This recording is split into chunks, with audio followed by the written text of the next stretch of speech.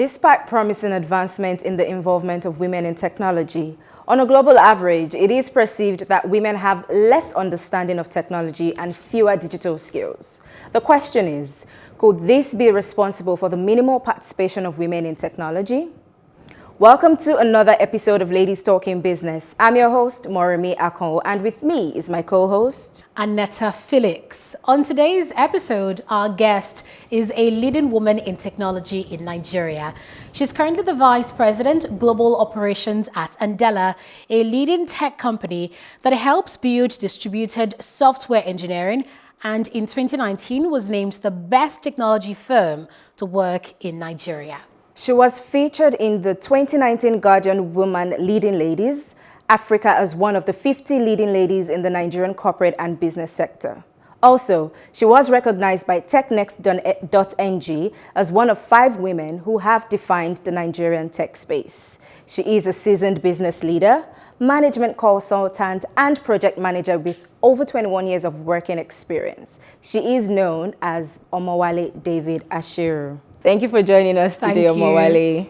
It's great to be here. I'm excited. Thank you. Okay, so we just want you to give us a bit of background about yourself, something outside of work and business. Outside of work and business. Okay, well, I like to say that I'm the only female I know with 3 male names. Yes, I noticed it. Yes. And I grew up with a lot of guys. In fact, at one point, I lived in a household of about almost 13 guys. Wow. My husband comes from a family of about 5 guys, and I have only male children. So whichever way you see it, I'm your man. Surrounded by men. Interesting. So, first of all, congratulations. You're the Vice President, Andela Global Operations. You've been performing in this role for the past 8 months, right? So let me know, give me a sense of how you can compare the responsibilities as VP Global Ops at Andela with your former role as Country Director Nigeria, Andela. All right, thank you. I always laugh anytime I hear congratulations. I'm like, congratulations, this was like almost a year ago, So I've been at this role formally for about 8 months. And it's been very challenging in a good way, very interesting, especially with the pandemic season. So, but in terms of, the difference, the country director role is a role that was sort of department neutral. So it's not necessarily, finance or HR or operations alone. It's sort of overseeing all of that to make sure that it works for the business. And I was country director of Nigeria and Ghana. And so that role combined 2 of the things that I love most, which is people and business. I was overseeing about circa 800 people, engineers and non-engineers, and that was fantastic. Just, getting to make sure people could do their best work. Promoting and guarding the culture and just making sure that everything, worked the way it should. So that was really the country director role, and then making sure that we were, cost effective, running the business the way it should be on the path to profitability. And that was really exciting. For the VP Global Ops role, it's different in that it's more, so it's a department, it's operations, it's more specialized, and it's everything to do with operations and just making sure people can work, in terms of infrastructure systems, security, all of those things. But now across different countries and different locations, across Africa, about 5 different locations. So it's very different. And like I said, with this, the pandemic time, there was just so much to do in that role in terms of getting everyone fully remote, over 1,000 people in different locations, and just trying to do that seamlessly without anything dropping, making sure people can work and do their work well. So that's been exciting. But, 8 months on, I feel like I'm ready for my next challenging adventure. It feels like you've done so much, especially because of the pandemic. Yes, it's like 8 years of work. So VP Global Ops, check, ready for the next adventure. Wow. Okay, you said something about having to manage about 800 people. Yes. With how we human beings are wired and different characters and behaviors, how were you able to handle about 800 people? That's a very interesting thing. For me, I find people very interesting. And so where people see different characters and I see it like, and I like to use this analogy because I like chocolates. I see it like a box of chocolates where you have those different chocolates. You never know what you're going to get, strawberry or not. And that's just exciting. So for me, that was a great thing. And of course, I wasn't doing it alone. So we did have different functions. We had the people team, that's our HR, finance, people doing different things, but I was sort of just like being the head of the home and making sure that everything was working together within the policies, the everything, and just getting to also make sure people could do their best work. And I loved that because 800, I knew almost everyone. And I say knew because some people had left everyone by name. Almost. How did you do that? That's my superpower. I got a bit of a hint of how, what that superpower is. Because she mentioned that, she used the word, she said, the head of the home. I think for her, basically, correct me if I'm wrong, it was your mentality, how you saw it, that these people are, basically, I'm responsible for them. Exactly, family, I'm responsible for them. And you just need to, fill in those big shoes and make sure you bring everybody in, right? That's a very good, very good analogy. And I think it actually, I say it goes with my name. My name, Omowale, means a child has come home. So that happens everywhere I go. I've had to stay in India for about 3.5 months at one point, South Africa. Everywhere I go becomes my new home and everybody around becomes my family. Your family. That's interesting. So you've established yourself as a business leader, as a business process re-engineering expert. I like that one. See, I had to look at my script to get that one. Okay, and many more. So what made you decide to be a prominent business figure? It's an interesting question. So my first goal, when I was 4 years old, my first goal in life was to be the richest woman in the world. At 4? Yes. Well, because we were not rich. So I really wanted to be rich. I mean, we were not rich. And so that was my first goal. And so what I did was I did a mini sort of interview, went to all my little classmates, then I was looking, who's rich? And the people that I felt were rich, I'm like, what does your daddy do? What does your mommy do? And so from my survey, I found out that the richest folks were businessmen or accountants. And so I made up my mind. I was like, I'm going to be a businesswoman and an accountant. And and so that was where it started from. Of course, my university, I wanted to go to University of Ibadan because I believe that was the best university in Nigeria. Thank you very much, UI. So yes, but UI didn't have anything business. So it was economics. And I found out that was actually a broader base to be able to start off from and then move on to business. I started my first business when I was 9 years old. Wow. Selling what? Yes, selling, exactly. I think exactly what's impressive is she had that gut feeling to make money, to do business. But my point is, why 4? Why at 4? At 4, I think I was playing with Barbies and stuff. I can't even remember where I was at 4. Thank you. Okay, now I remember where I was at 4. In front of my mirror, rehearsing, speaking. And look at me now. Exactly. Yeah, but at 4, you're trying to make money. Yes, Impressive. So you've risen to the role of a big shot in tech, basically. I mean, interviewing Vice President Yemi Osinbajo, interviewing the VP of Facebook, and I mean, just doing amazing things in business as a woman. First off, how's the role been for you? And did you encounter naysayers who looked at you considering your gender and said you couldn't do it?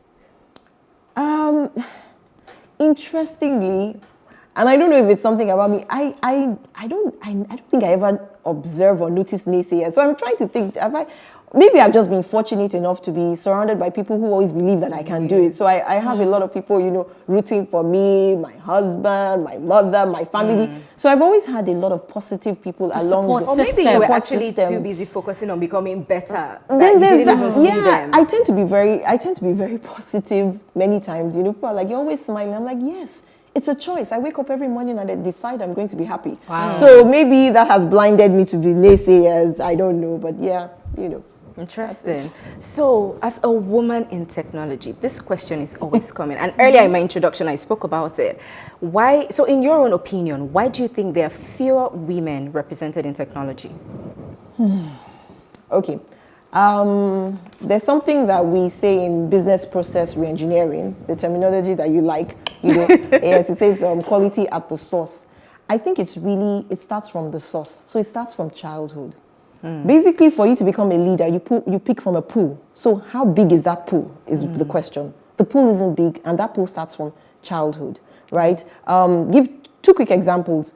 I always say there's one, I was talking to someone, she's also a journalist, and she was interviewing me, and she said, when she was in, I think, secondary school, they only had math, and they wanted to do further maths because that would get them into some courses in university. And, so they went to their principal and basically, sort of pushed that, can we have a further maths teacher and all that? And the principal, who's a woman, said, why? You are just girls. You have not even finished doing maths. Why?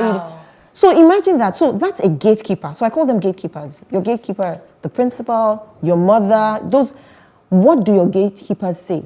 And so from childhood, if the gatekeeper is already saying, oh, you're a girl, why do you want this? Then that already blocks your mind to what you can do. Yeah. Then also aspiration, and I'll maybe talk about this a bit more. You can only aspire to what you see. And so if you don't really see a lot of women in that role, it doesn't look like it's even a possibility or even something you would think of. I had someone who lived with me a long time ago, and she wanted to be, she always said, I want to be a nurse. I want to be a nurse. She was from Benue. And I was just curious about the nurse. I was like, okay, why a nurse? Why not a doctor? I mean, a nurse is good as well. There's nothing, but I was just curious about the nurse thing.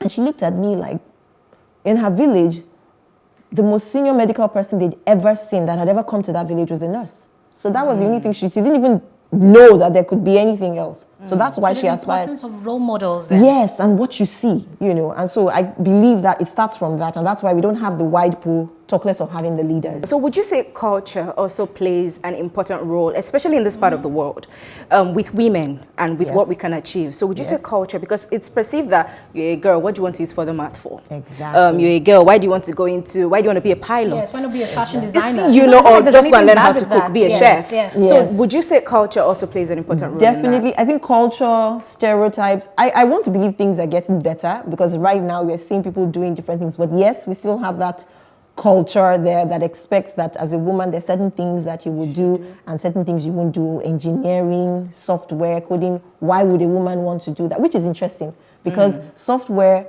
coding and software engineering actually started with women. Really? Yes. Tell me about that.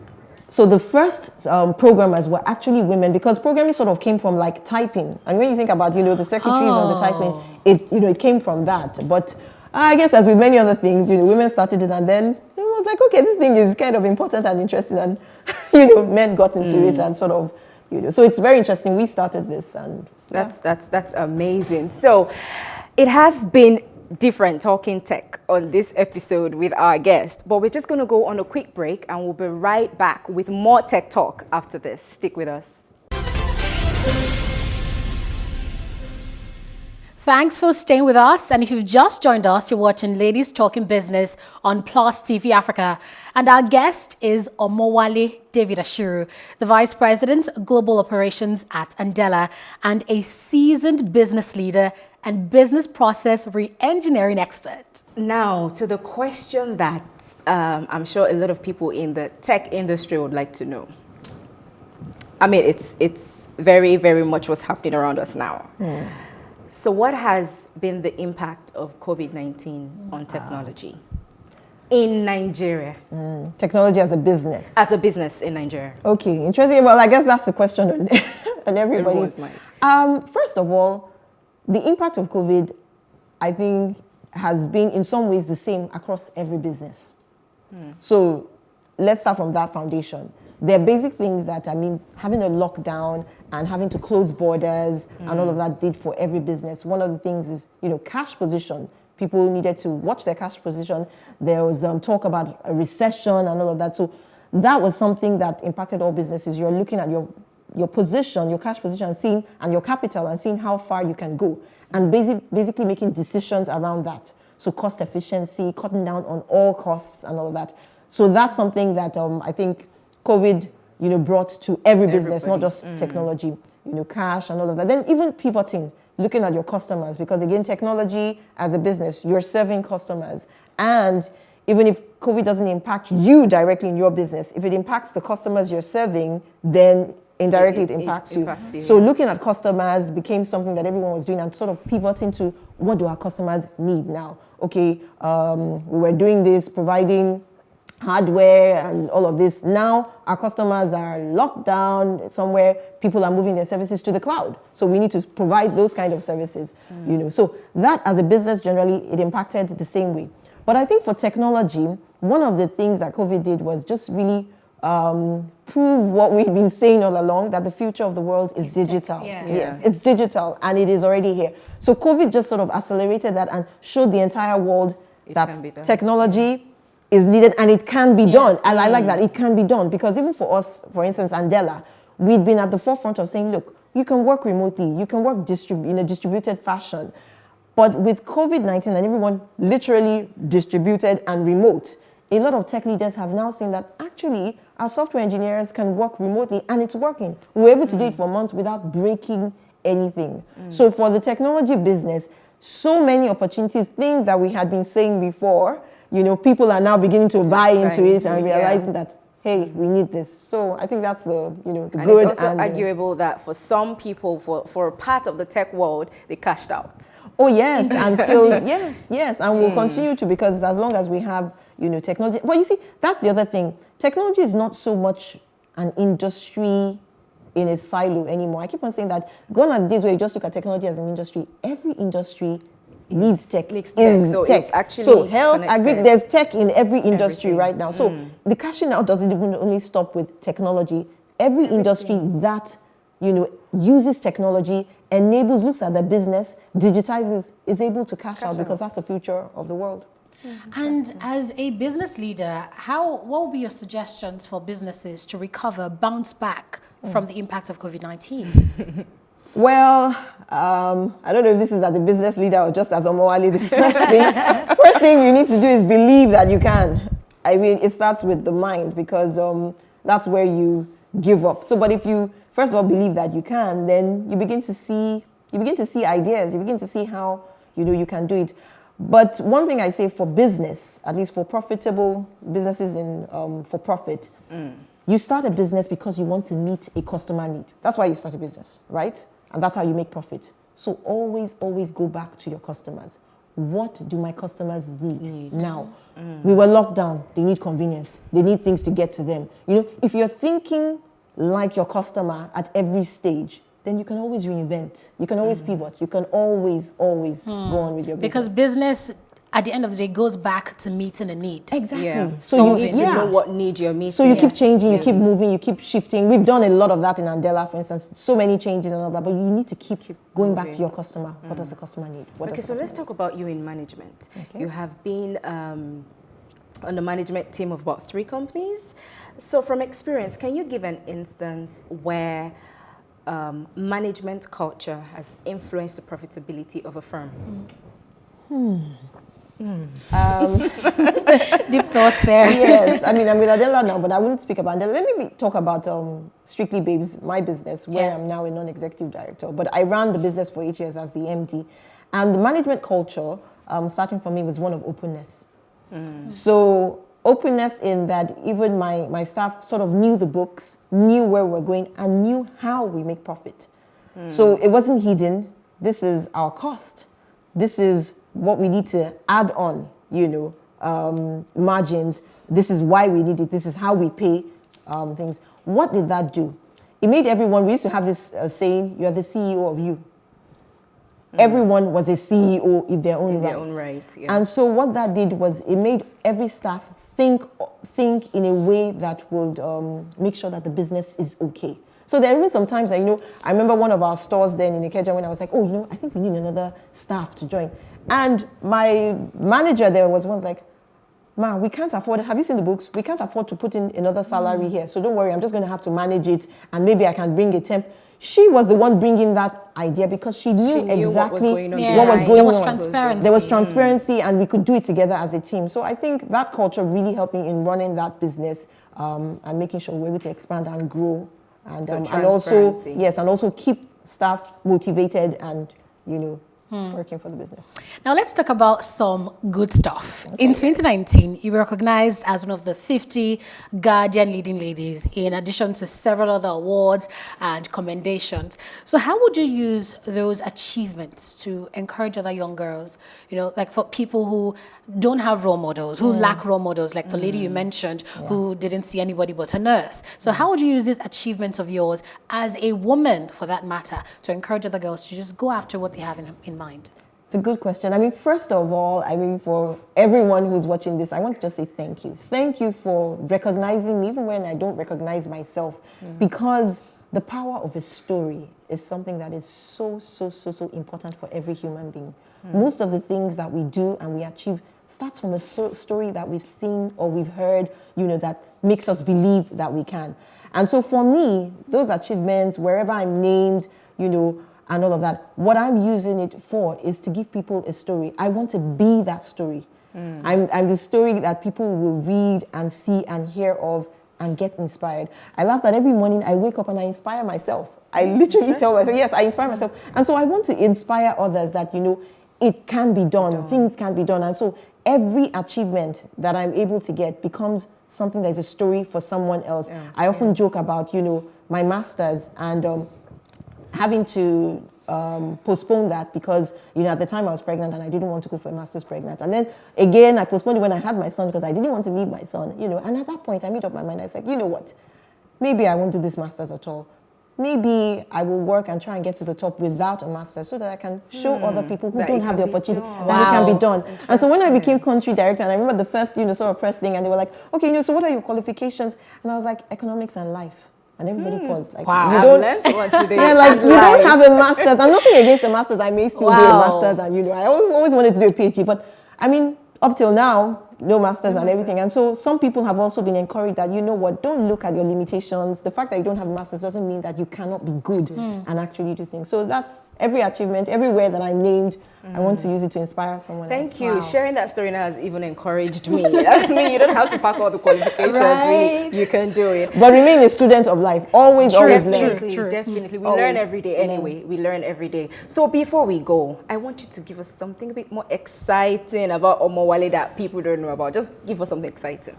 What's exciting about me? Okay, well, I told you about being surrounded and growing up with guys. And so for one half of my life, I really was a tomboy. Now people talk about me, it seems so girly, but I didn't even wear heels. I started wearing heels after I had my first child. Wow. And now when people see me, I'm always in 6-inch heels. I tell them I'm making up for lost time. So this girly thing that you see now started, and then I'm very adventurous. So zip lining, quad biking. Now that's what I'm talking about. Yes. Something exciting like that. At this point. Climbing mountains, whatever, gets the adrenaline flowing. That's amazing. Thank you so much, Omowale. Thank you for joining us today. Thank you. So thank you for joining us on this episode of Ladies Talking Business with Omowale David-Ashiru. We will be back next week for another episode. From my co-host and I, it's goodbye and see you next time.